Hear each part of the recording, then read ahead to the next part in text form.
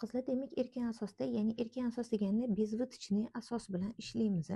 Mana bel chizig'i, mana buksa chizig'i. Agar siz kengroq xohlayotgan bo'lsangiz, mana bunaqa lineyka bilan bemalol kengliklarini nima qilib olasiz, qo'yib olasiz. Bu o'zingizni xohishingiz. Men o'shaning uchun ikki xil bichimda sizlarga ko'rsatib qo'ydim. Agar primoy xohlayotgan bo'lsangiz, bel chizig'iga tushib turib, buksaga tegib turib, albatta cho'q haqqini unutmaysizlar. Keyin primoy olaverasizlar. Qizlarjonlar, menga primoy ko'ylak kerak. Orqasiga o'tadigan bo'lsak, orqasi ham xuddi shunaqa. Mana shu yerda sizlarga bitta life hack aytib ketaman.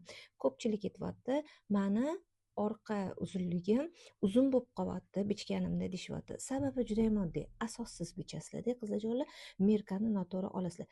Mana orqa bel, mana oldi bel. Oldi bel necha uzunlik bo'lsa, orqa belga ham xuddi shuni qo'yasizlar. Lekin yelkadan o'lchaganinglarda qizlarjonlar har xil tafovut chiqadi. Razmerga qarab, oldi har doim ko'krak va qorinni hisobiga 2 sm dan 8-9 sm gacha, orqaga nisbatan uzun bo'ladi. Bu teoretически просто oddiy narsa, sababi orqada ko'krak yo'q, oldida esa ko'krak bor. Shuning uchun ham qizlarjonlar, yelkadan o'lchaganimizda bizni matoyimiz yoki kiyimimiz tayyor holatidagi orqasi uzun bo'lib qolyapti. Sizlarga shuni har doim tushuntirishga harakat qilaman. Yana ham ko'proq ma'lumot olish uchun, bezprimerka tikishni xohlasangiz uchun albatta kommentga asos so'zini yozib qoldiring va sizga biz asos darsligimizning raspisoniyasini beramiz. Bemalol o'qib olishingiz mumkin. Davom etamiz. Endi ikkinchi qismiga o'tamiz. Qaranglar, mana erkin asosni qo'yib oldim. Spushinni yeng bichib olman. Nima qilaman? Bo'yin o'yinda qancha kerak bo'lsa o'shancha ochasizlar. Yelkadan men taxminan 10-15 sm tushdim. Pastga 22 sm choq haqi bilan tushdim. 1 sm ichkariga kirib, yeng o'yindisini qilib oldim.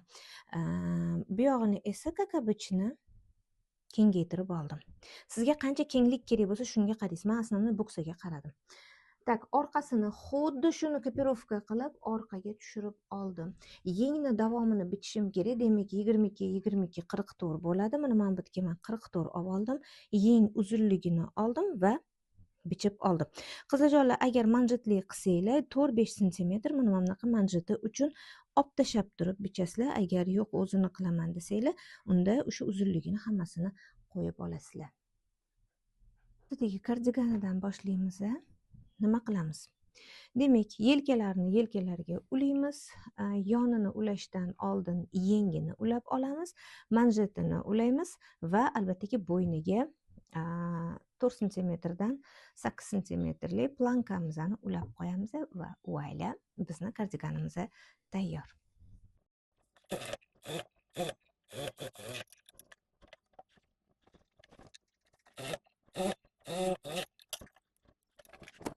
Mana bizani yengimizni yelkasini ulab keldik. Yana endi yengini davomini ulab qo'yishimiz kerak. Mana bunday qilib ulab qo'yamiz.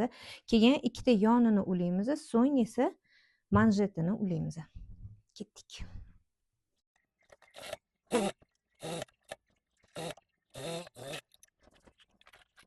Demak, qizlarjonlar, qaranglar, mana yonlarini ulab keldik. Albatta tasaduni ko'tarib dazmol qilamiz, обязательно. Mana bunaqa detallariga urg'u bermadim. Uni hamma bilsa kerak.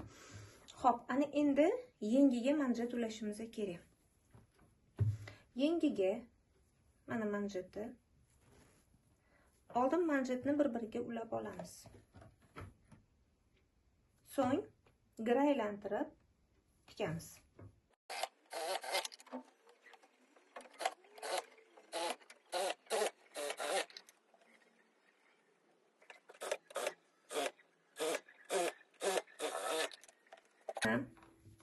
Manjeti tayyor bo'ldi.